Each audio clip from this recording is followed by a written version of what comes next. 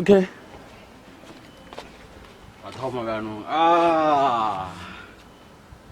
3, 2. Hey, fam, what's up? My name is Kevin. Welcome to Kevin News. So today I'm here with Pala. Sure. Itanda. He's a dental student. We are here to talk about Africanism. Because from my knowledge of him, I would say he's an Africanist. Would I be correct? Yeah, true. Yeah, you're correct. So okay. So before going any further, what is Africanism? What is being an Africanist? What does it mean? Now look, being an Africanist is just a matter of a way of life. A way of life. There's a certain set of beliefs and values that we live based on as African people. But on a broader context, Africanism is a social, political and economic system that basically seeks to forge unity among African people, be it at home or in the diaspora. So the likes of Kwame Nkrumah are the ones who started with the idea of trying to unite people from America, European countries, and also here at home in Africa. So in a nutshell, that's Africanism. So okay, it says Africanism. I would, in hindsight, associate it with the continent Africa. Yeah. But you mentioned the America and Europe. So there's Africanism also in those continents. No, like in broader context, in fact, we are even shortening it. It's Pan-Africanism, wherein we seek to unite all people of African descent across the globe. Meaning we should be able to have common interest. You as Kevin in South Africa, you should have the common interest with someone who's in America who's black.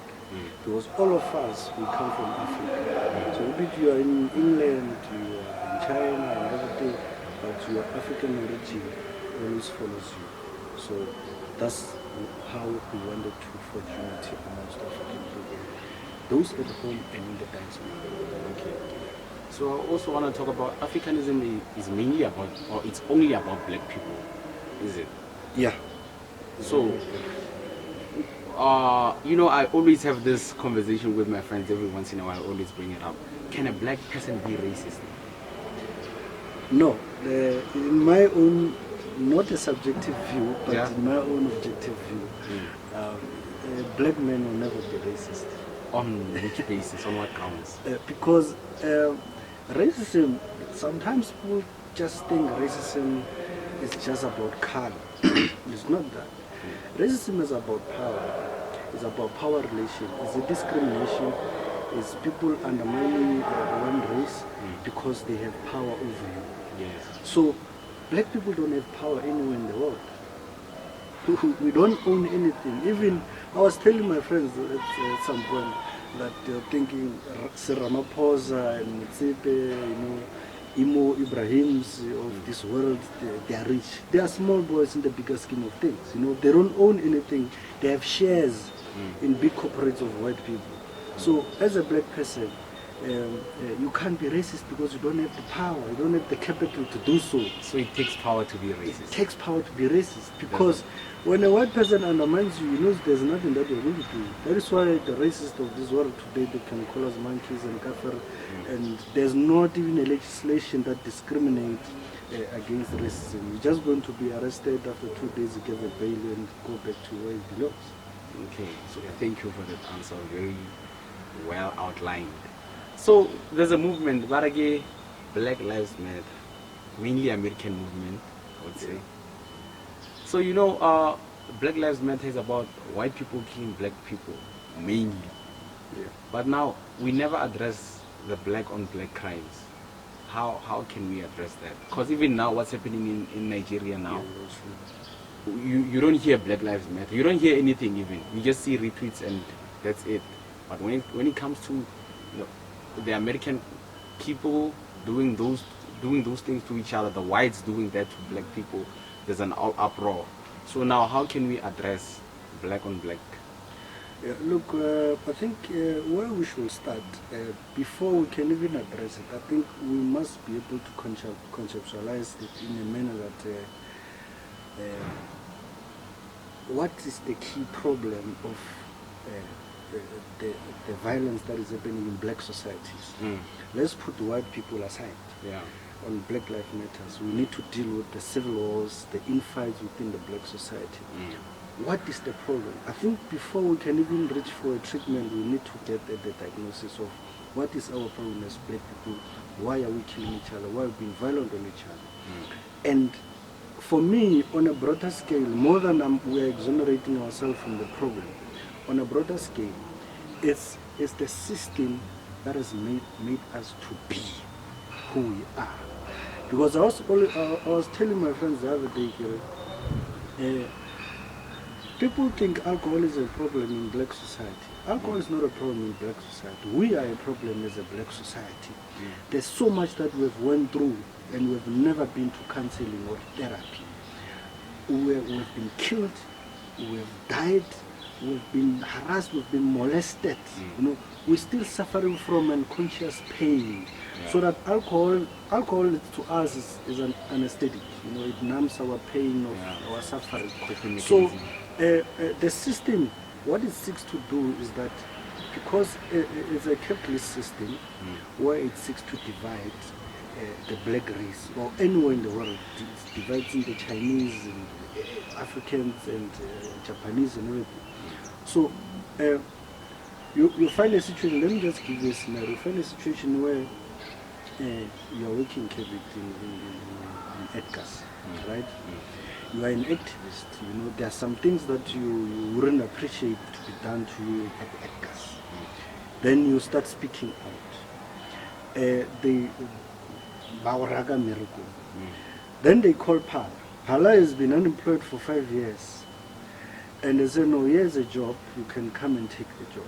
You know, we are brothers, by the way. You know, at some point your pay we used to share it, you know. So when they call me, automatically that divides us. That's the system, you know. That divides us to say, no, you when I came because you are away, you want to go and increase the unemployed rate, let Pala take over. That on its own, it peddles hatred among the African people, same as violence amongst us. You understand? Because what is happening in Nigeria, it's power relation between the two people.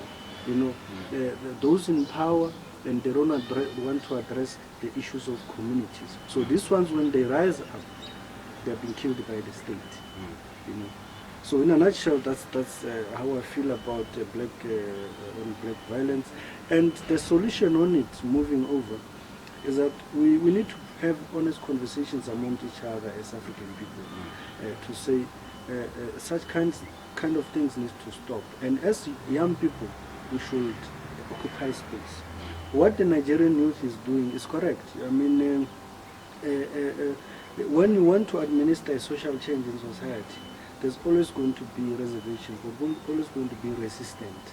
And we need to make sure that we usher that new change as young people. We need to resist such kind of violence or wishing. Because majority of these African presidents who are molesting and harassing our people in these African states, they are European puppets. You know, almost 90% of the African presidents, they are European puppets. So when the Europe calls shots to say the country should go this direction, and young people of this country, they say we need to go to opposite direction, the African president will decide to be violent on the African youth. So yeah. So from what you just said, I would say you were implying that disadvantaged backgrounds are sort of systematic. Yeah. So that a black man can take another black man's job because of the disadvantaged background. Yeah. And also, would you say also you talked about alcohol and how we deal with our problems in so black people as a whole, PTSD, you would say. Yeah. It's just a reaction of PTSD. And also, would you say they also have, as black people, we were taught to hate black people? Do we have self-hate as black people? Yeah, we were taught to hate each other by the system because right now it's funny sometimes, this concept when we call one of our own the foreigners and all these things. But a white man is never called a foreigner. But a white man is not from Africa. Ask yourself why. We hate more a Zimbabwean than a Chinese. We appreciate more a Chinese who's going to have a shop next door. But when a Zimbabwean comes to have a shop next door, we are very antagonistic against him. So it's a difficult thing. We have been taught by the system on its own to say our problems are with the foreigners. That is why, at some point, sorry to say this, the EFF once coined this correctly. Though I have few reservations, but they did as to say our immediate problem is not the foreigners, because right now the crying that foreigners are taking their job, right? We want to chase them away and everything. Like, they can go, it's fine, but you're still going to do that job and get that menial salary, and you're going to cry again that you need an increment. What's the use? Our problem is towards the white European racist economic system that is peddled by the white people in our own context as a South African. So it's all systematic. It's systematic. Even these, you know how most of the times, almost all of the time, you see a black man respecting a white person, Mara, disrespecting a fellow black person. Exactly. So all that, you would say it's systematic, or it's lack of education? No, it's systematic, but subsequently, when you boil it down, it goes to people not having enough information, because such kind of information you can't get it in the mainstream media, because the media is owned by the ruling class, and the ruling class only feeds the information that will liberate your mind. So basically, it's that thing when we used to say that we who are informed, the graduates of the Pan-African School of Thought, need to be able to impart this knowledge back to our communities. Because now, for example, now, Kevin, let me just divide a bit. Even the education system on its own seeks to alienate us from our own communities. You yourself, when you graduate here, you become a doctor, you wouldn't wish to go to your community, back to your community straight. You go, why? No, I want to go back there and work for my people. Because the education system tries to shift your thinking to say, now I belong, I'm a city boy, I belong in the cities, I need to have this lifestyle, my life has been elevated to a level whereby when I go home, I just go to see my boys, and even worse, sometimes there are those who are looking down at them. We don't seek to go back to plow back the knowledge that we have acquired at the higher education sector to go and plow back to our communities, because the system seeks to shift us away from divide and conquer, away from what we normally are supposed to do. Because ask yourself, do you think we don't have architectural engineers in South Africa to deal with the spatial planning of Soshanguve or of Alexandra? How about we gather 50 black excellent engineers to deal with the apartheid spatial planning that was done by apartheid back in the days? To say, well, no, let's combine the city life with the community life.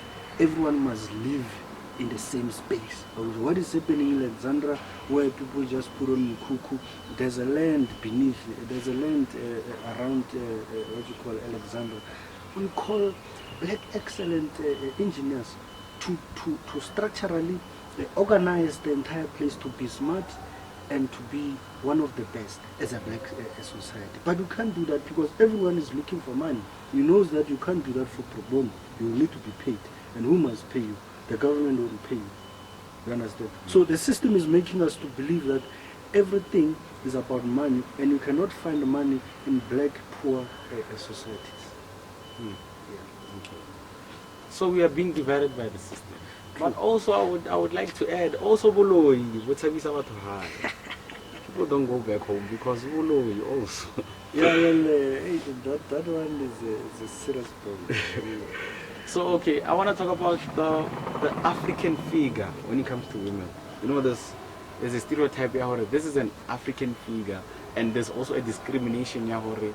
If I see this slender woman, I call her beautiful. I'm going to be slender because that is Western. Wouldn't you say that's a discrimination against our fellow African sisters? Can you repeat the question again?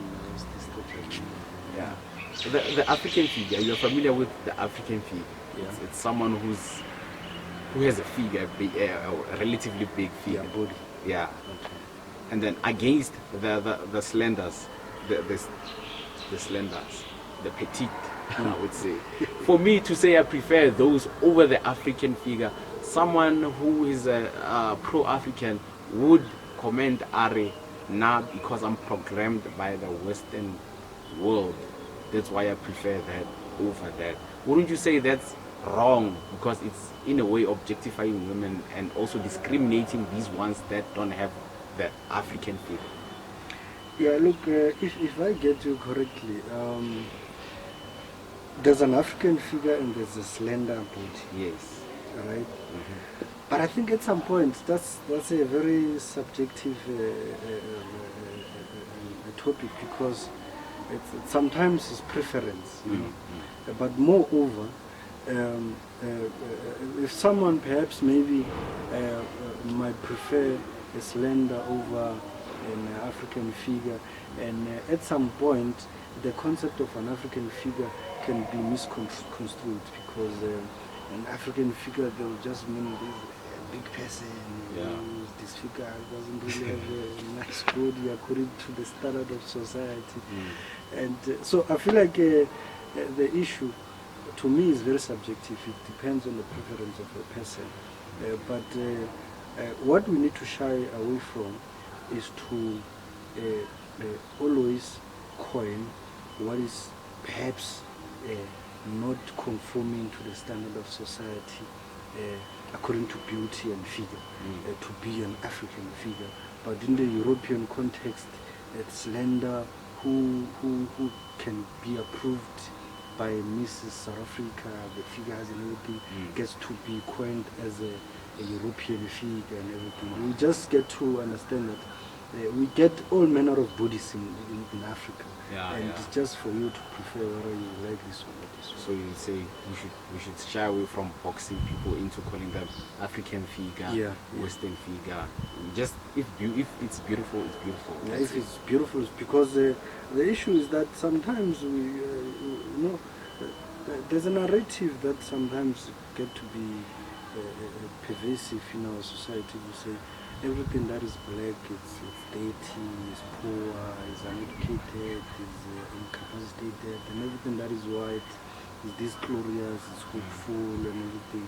That is why, like I told you, in terms of also the African figure, there's a level of which was established by the beauty pageants or something, as to say that, look, right now we're only going to recognize this kind of bodies. Outside of such bodies, you are not Miss South Africa, you can't be Miss South Africa, and that then means you perhaps might not be beautiful, because it's a problem on its own, because I think equally the two should be recognized, you know, because agree to tell our Mahoa is slender and what so banana body, that's why you indicating that there's an African figure in this context. Yeah. So okay, so we could say the pageants, the concept of pageants can be discriminating and discouraging to other women. Yeah, true. Because equally we should perhaps maybe might have Miss South Africa of a different figure, so that we cater equally everybody. But if we are going to only recognize a certain standard of a body as beautiful only, it's a problem. So I would like to talk about gender equality. You know, as Africans, we have a culture. It's definitely this alien, more popular polygamy. There's another one thing. Yeah, when a woman marries. It's not polyandry. Yeah, polygamy. So we have that, but the dominant one is polygamy. That is just an example. Polygamy is just an example. But wouldn't you say the African way is not gender equal? Does not have gender equality? No, look, I wouldn't say that because gender equality at some point, I think we need to further maybe explain it, because there might be the incorrectness of the definition of gender equality. Right? The African culture and tradition does not seek to undermine the black woman. The ancient, rich history of us as a people, we never seek to undermine a black woman. You know, it is by the system, the construction of the system of the past, that has made us to look like we are undermining women. Because back in the days, the system was creating jobs that are of a hard labor, right? Where it seeks for your physical ability, you borrow your physical ability to capital for you to be able to work. And by nature, we are masculine people. Males are very masculine. We're the ones who are going to the mines, to the farms and everything. And obviously, naturally, the women will remain behind and take care of the children. And that is not an African culture. Black women used to work back in the days before the inception of the system. They used to work as well. They used to go to the farms. They used to do whatever that they used to do. But because of the system and the preference of what the system was looking for, men were the ones who were going to the fields to work. You understand? So, you can tell Laura, going to gender equality, I think the culture strives to have a balance between the two. The only slight difference is in terms of gender roles. On the issue of, look, there are certain things that the men can do, there are certain things that the woman can do. Equally, they are equal jobs, you know, but they are different in their own rights. Because nature, I mean, tells us, because sometimes these modern feminists will confuse these things, and now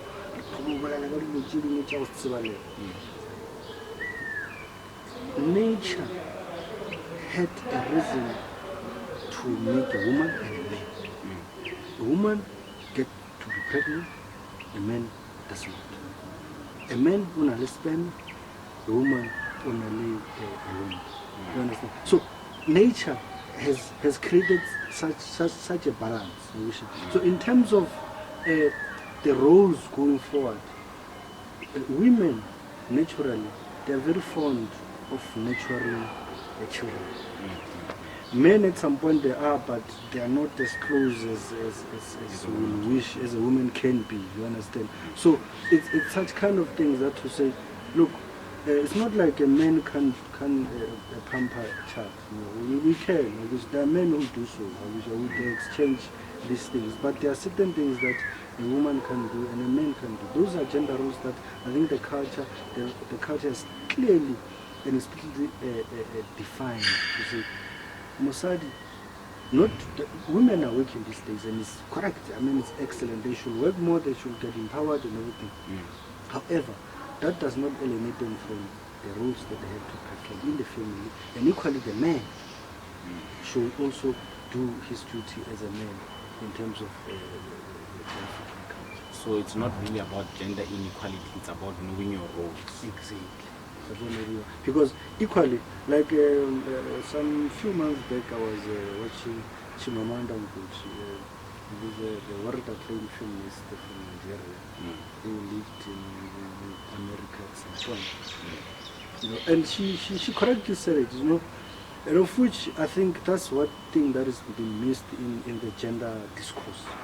To say the African culture, if you see any African culture in Africa that seeks to undermine black women, that is an uncultured culture. It's non-African. Because an African culture does not seek to undermine a woman. She said that, look, the culture equally placed a male and a female on an equal footing. If, be it you are male or a female, if you have a creative mind, you have an innovative mind, you are able to do your job that you are given, you are good in whatever that you are doing. A culture does not discriminate against that. If you are a black woman who's powerful, who seeks to be in leadership, who's very vocal and everything, our culture does not discriminate against that. It's only perhaps maybe the system of the European culture that seeks to undermine women, but an African culture never seeks to do that. Okay, thank you. That's all we have for today. I think I'm gonna have you again in the future. We'll see. Yeah, but because there's a lot that has been boiling. There's a lot that I wanted to say on. And lastly, look,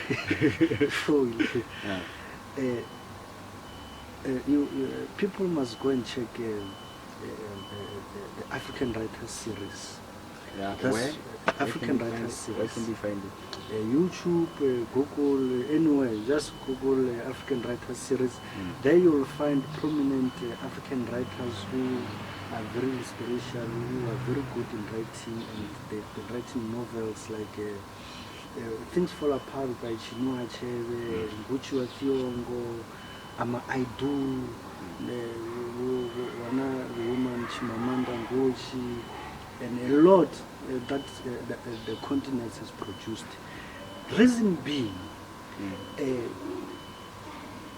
sometimes our own leaders are failing us because the literature, Africa has got so much richness in terms of literature, and it's out there, but we are not being taught this literature. Ask yourself why. Because they want to continuously enslave us, they want to continuously make sure that we are incapacitated to say that Africa is not rich in terms of the African literature. And it's been there. People must go and read novels, must go and read books about these African people. They are very good. And it's going to inform them in terms of, to say, perhaps Africanism that we're talking about should be incorporated in the education system, in our university and high school. Because, ask yourself, Kevin, you knew more about Jan van Riebeeck than Robert Zulu. Many of us, we never knew Robert Zulu when Steve Goning arrived. But you knew about Van Lochenberg. I remember reading about the Boston Tea Party. What is that? But our African people, they're out there, because even politically, we know about Hitler. Exactly. We don't know much about Gaddafi. Exactly. And these are the people who are seeking to uplift our African continent. But yeah, thank you, Kevin. Sure. Fam, subscribe, like, comment. Yeah. See you on the next episode.